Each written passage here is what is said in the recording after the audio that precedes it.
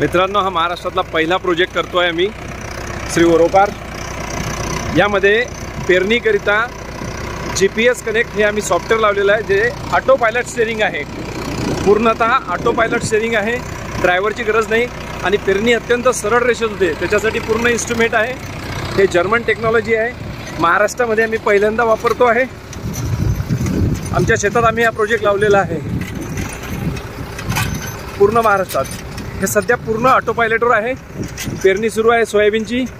याला एक GPS connector ट्रायपॉडवर शेताच्या कोपऱ्यावर लावावं लागतं आणि पूर्णतः शेती एका सरळ रेषेत पेरली जाते।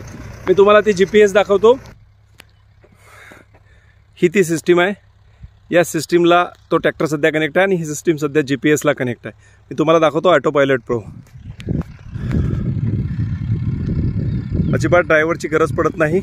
एका सरळ रेषेमध्ये पेरणी हा ट्रॅक्टर स्वतःहून करतो आहे। कारण पेरणीनंतर जेव्हा पीक उगवते तेव्हा मशागत करताना खूप शेतकऱ्यांना त्रास होतो। पण जर्मन टेक्नॉलॉजीची ही मशीन आहे। महाराष्ट्रामध्ये पहिला प्रयोग आम्ही मुकेश वरोकार यांच्या अकोल्याच्या शेतात करतो आहे।